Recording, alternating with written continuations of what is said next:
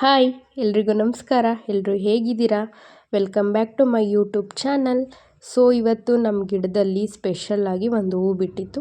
ಹಾಗೆಯೇ ಅದನ್ನೇ ನೋಡ್ತಾ ಡೇನ ಶುರು ಮಾಡಿದೆ. ಇವತ್ತಿನ ದಿನ ಹೇಗೆ ಹೋಗುತ್ತೆ ಅಂತ ಹೇಳ್ತೀನಿ ಬನ್ನಿ.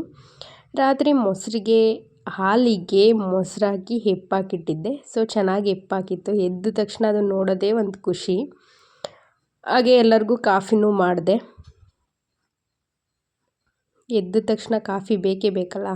ಸೊ ಹಾಗಾಗಿ ಕಾಫಿನೂ ಮಾಡಿದೆ. ಇವತ್ತಿನ ದಿನ ಹೇಗೆ ಹೋಗುತ್ತೆ ನೋಡೋಣ ಆಯಿತಾ.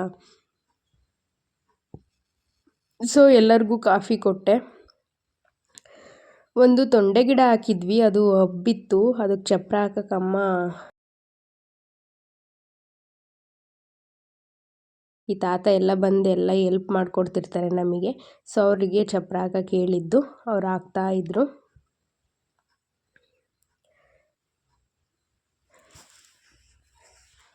ಮನೆಯಲ್ಲಿ ಒಂದು ತೊಂಡೆ ಗಿಡ ಇದ್ದರೆ ಒಬ್ಬರು ಡಾಕ್ಟ್ರು ಇದ್ದಂಗಂತೆ ಮನೆಯಲ್ಲಿ, ಹಾಗಂತ ಹೇಳ್ತಾರೆ. ಸೊ ನಮ್ಮ ಮನೇಲಿದ್ದು ಹಾಳಾಗಿತ್ತು, ಇವಾಗ ಹಾಕಿದ್ದೀವಿ. ಚೆನ್ನಾಗಿ ಚಿಗುರಿದೆ. ಇದಿದ್ದರೆ ತರಕಾರಿಗೆ ಬರೋನೇ ಇಲ್ಲ. ಒಂದು ತೊಂಡೆಕಾಯಿ ಗಿಡ, ಒಂದು ಮುಳ್ಗಾಯಿ ಗಿಡ, ಸ್ವಲ್ಪ ಸೊಪ್ಪು, ಅದು ಇದು ಹಾಕ್ಕೊಂಡ್ರೆ ತರಕಾರಿ ಏನು ಮನೆಗೇನು ದುಡ್ಡು ಕೊಟ್ಟು ತರೋ ಅವಶ್ಯಕತೆ ಏನಿರಲ್ಲ. ಇಲ್ಲ ಅಂತಂದ್ರೂ ಹೇಗೋ ಮೇಂಟೈನ್ ಆಗ್ತಾ ಇರುತ್ತೆ. ಸೊ ಅವರು ಎಲ್ಲ ಇದ್ರಲ್ಲ, ಹಾಗಾಗಿ ನನ್ನ ಫೇವ್ರೆಟ್ ತಿಂಡಿ ಉಪ್ಪಿಟ್ಟು ಮಾಡ್ತಾ ಇದ್ದೆ. ಸಿಂಪಲ್ ಉಪ್ಪಿಟ್ಟು ಮಾಡೋದಿನ್ನೇನು ಎಲ್ಲರಿಗೂ ಗೊತ್ತೇ ಇರುತ್ತೆ. ಯಾವಾಗಲಾದ್ರೂ ರೆಸಿಪಿನ ಶೇರ್ ಮಾಡ್ತೀನಿ ನಾನು ಹೇಗೆ ಉಪ್ಪಿಟ್ಟು ಮಾಡ್ತೀನಿ ಅಂತ. ನನಗೆ ಉಪ್ಪಿಟ್ಟು ಅಂದರೆ ಸ್ವಲ್ಪ ಇಷ್ಟ. ಹಾಗಾಗಿ ನಮ್ಮ ಮನೇಲಿ ವಾರಕ್ಕೆ ಒಂದು 4 ಸಲ ಉಪ್ಪಿಟ್ಟು ಇದ್ದೇ ಇರುತ್ತೆ.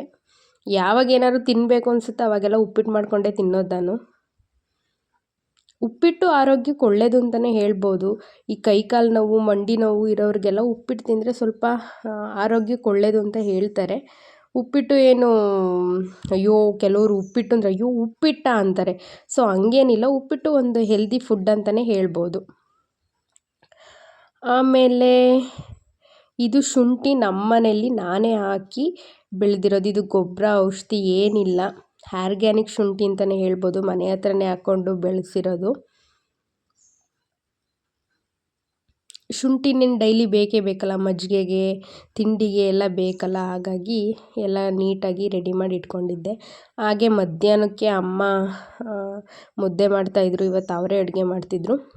ಸೊ ಸ್ವಲ್ಪ ಹಸು ಕರ ಹಾಕಿ ಇತ್ತು ಬೇರೆಯವ್ರ ಮನೇಲಿ, ಹಾಗಾಗಿ ಹಾಲು ಕೊಟ್ಟು ಕಳಿಸಿದ್ರು. ಅದನ್ನು ಗಿಣ್ಣು ಮಾಡೋಣ ಅಂತ ಎಲ್ಲ ರೆಡಿ ಮಾಡ್ತಾಯಿದ್ದೆ. ಗಿಣ್ಣ ಕಾಸೋದು ಹೇಗೆ ಅಂತ ಹೇಳ್ಕೊಡ್ತೀನಿ ಬನ್ನಿ.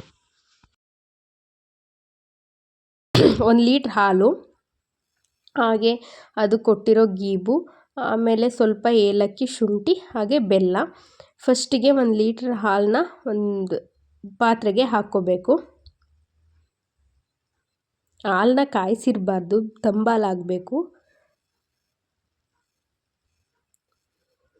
ಆಮೇಲೆ ಸ್ವಲ್ಪ ಶುಂಠಿ, ಏಲಕ್ಕಿನ ಹಾಕಬೇಕು. ಇದು ಹಾಕಿದ್ರೆ ಚೆನ್ನಾಗಿರುತ್ತೆ ಫ್ಲೇವರು.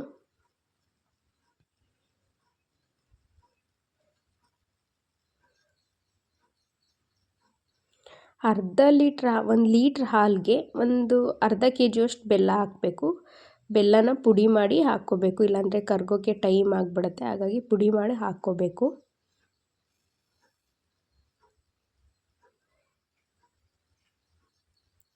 ಇದು ಗೀಬಾಲು ಅಂತ ಕರೀತಾರೆ. ಕರು ಹಾಕಿದ ತಕ್ಷಣ ಈ ಹಾಲನ್ನ ಕರೆದಿಟ್ಕೊಂಡಿರ್ತಾರೆ. ಸೊ ಇದನ್ನು ಫ್ರಿಡ್ಜಲ್ಲಿ ಇಟ್ಕೊಂಡ್ರೆ ಸುಮಾರು 1 ತಿಂಗಳವರೆಗೂ ಬರುತ್ತೆ, ಏನು ತೊಂದರೆ ಇಲ್ಲ.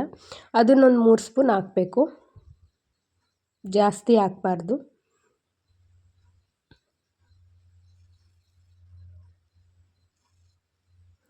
ನೀಟಾಗಿ ಆ ಬೆಲ್ಲ ಎಲ್ಲ ಕರಗೋವರೆಗೂ ಮಿಕ್ಸ್ ಮಾಡ್ಕೋಬೇಕು. ಆ ಬೆಲ್ಲ ಕಂಪ್ಲೀಟಾಗಿ ಕರಗಬೇಕು, ಆ ಥರ ಮಿಕ್ಸ್ ಮಾಡ್ಕೊಳ್ಳಿ. ಮಿಕ್ಸ್ ಮಾಡಿ ಆದಮೇಲೆ ನಾವು ಯಾವ ಪಾತ್ರೆಯಲ್ಲಿ ಗಿಣ್ಣ ಮಾಡ್ತೀವಿ ಆ ಪಾತ್ರೆಗೆ ಎಲ್ಲ ಸೋಸ್ಕೋಬೇಕು. ಈಗ ಬೆಲ್ಲದಲ್ಲಿ ಆ ಶುಂಠಿ, ಏಲಕ್ಕಿದು ಏನಾದ್ರು ಡಸ್ಟೆಲ್ಲ ಇರುತ್ತಲ್ಲ, ಅದನ್ನೆಲ್ಲ ನೀಟಾಗಿ ಸೋಸಿ ಇಟ್ಕೋಬೇಕು. ನೋಡಿ, ಬೆಲ್ಲ ಎಲ್ಲ ಪೂರ್ತಿ ಕರಗಿದೆ.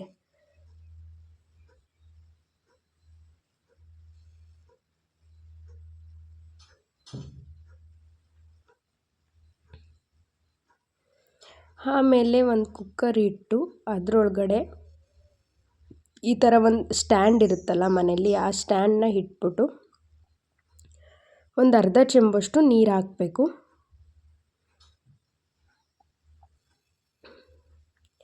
ನೀರು ಸ್ವಲ್ಪ ಕಾಯ್ದಾದ್ಮೇಲೆ ಇದೇನು ನಾವೆಲ್ಲ ಮಿಕ್ಸ್ ಮಾಡಿ ಇಟ್ಕೊಂಡಿರ್ತೀವಿ ಆ ಹಾಲನ್ನು ಇಡಬೇಕು. ಸ್ಟ್ರೈಟಾಗಿ ಇಡಬೇಕು, ನೀಟಾಗಿ. ಆ ಕಡೆ ಈ ಕಡೆ ಕ್ರಾಸ್ ಮಾಡಿಟ್ರೆ ಗಿಣ್ಣನೂ ಹಾಗೆ ಚೊಟ್ಟಾಗಿ ಬಂದ್ಬಿಡುತ್ತೆ. ಹಾಗಾಗಿ ಒಂದು ಸಲ ನೀಟಾಗಿ ಮಿಕ್ಸ್ ಮಾಡ್ಕೊಳ್ಳಿ. ಮಿಕ್ಸ್ ಮಾಡಿಕೊಂಡು ಒಂದು ಪ್ಲೇಟ್ನ ಈ ಥರ ಮುಚ್ಚಿಬಿಟ್ಟು ಕುಕ್ಕರ್ ಕ್ಯಾಪ್ಗೆ ಬೆಲ್ಟ್ ಹಾಕಬಾರ್ದು, ಹಾಗೆಯೇ ಕ್ಲೋಸ್ ಮಾಡಬೇಕು. ಹಾಗೆ ವಿಷಲು ಕೂಡ ಹಾಕಬಾರ್ದು. ಏನಾದರೂ ಒಂದು ಕಪ್ ಏನಾದ್ರು ಇರುತ್ತಲ್ಲ, ಟೀ ಕಪ್ಪು, ಅದನ್ನು ಈ ಥರ ಉಲ್ಟಾ ಮಾಡಿ ಇಡಬೇಕು. ಇಟ್ಟರೆ ಒಂದು 10 ನಿಮಿಷಕ್ಕೆಲ್ಲ ಗಿಣ್ಣ ರೆಡಿ ಆಗುತ್ತೆ. 10 ನಿಮಿಷ ಸಾಕು. ಎಷ್ಟು ನೀಟಾಗಿ ಬಂದಿದೆ ನೋಡಿ. ಮಧ್ಯದಲ್ಲಿ ಆ ಥರ ಗುಂಡಿಯಾಗಿ ಬಂದರೆ ಗಿಣ್ಣ ಆಗಿದೆ ಅಂತ ಹೇಳ್ತಾರೆ ನಮ್ಮಮ್ಮ. ನಾನು ಅದನ್ನೇ ಫಾಲೋ ಮಾಡ್ತೀನಿ. ಹಾಗೆ ಈ ಥರ ಸ್ಪೂನಲ್ಲಿ ಈ ಥರ ಇದು ಮಾಡಿ ನೋಡಿದ್ರೆ ಏನು ಅಂಟಲಿಲ್ಲ, ಈಗೆಲ್ಲ ಸೈಡಲ್ಲೆಲ್ಲ ನೀಟಾಗಿ ಏನು ಅಂಟಿಲ್ಲ, ಬರ್ತಿದೆ ಅಂತಂದರೆ ಗಿಣ್ಣ ಪರ್ಫೆಕ್ಟಾಗಿ ಆಗಿದೆ ಅಂತ ಅರ್ಥ.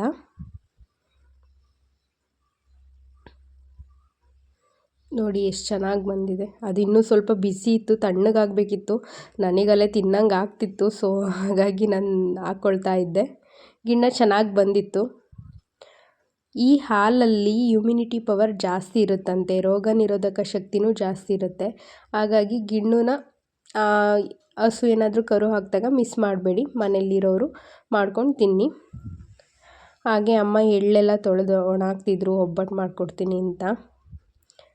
2-3 ದಿನ ಚೆನ್ನಾಗಿ ಒಣಗಿಸ್ಬೇಕು ತೊಳೆದು. ಹಾಗೆ ಸಂಜೆ ಆಯಿತು, ಅಣ್ಣ ಆಂಟಿ ಆಮೇಲೆ ಎಲ್ಲ ಬಂದರು. ಸೊ ಎಲ್ಲರೂ ಕೂತ್ಕೊಂಡು ಕಾಫಿ ಕುಡಿದ್ರು. ಹೀಗೆ ವಿಡಿಯೋನ ಎಂಡ್ ಮಾಡ್ತಾಯಿದ್ದೀನಿ. ಲೈಕ್ ಮಾಡಿ, ಶೇರ್ ಮಾಡಿ, ಸಬ್ಸ್ಕ್ರೈಬ್ ಮಾಡಿ.